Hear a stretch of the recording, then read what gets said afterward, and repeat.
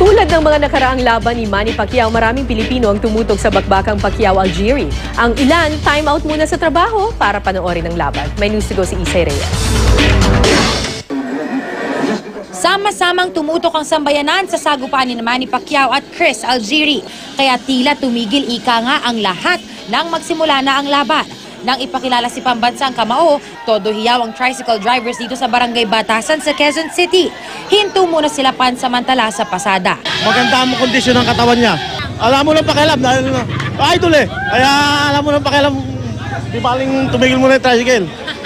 Makapanood lang. May ilang nagsabi, hanep daw ang performance ni Pacquiao ngayon kumpara sa mga nakaraan niyang laban. Maganda performance niya. Takbo ng takbo yung kalaban niya. Sa welding shop naman ito sa Commonwealth, break din muna sa trabaho. Tigil muna, siyempre ano lang namin yan mga Kaya experience namin si Pacquiao. Kahit naghihirap pa sa trabaho, basta makapanood namin yan, okay sa amin. Sa barbershop naman na ito sa Quezon City, sige pa rin sa pagpapagupit si Jerry habang nanonood ng laban. Medyo humihinay naman daw kapag umiinit na ang laban.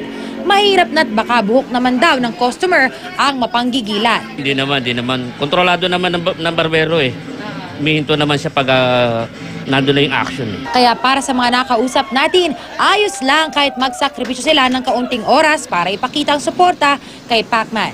Isay Reyes, GMA News.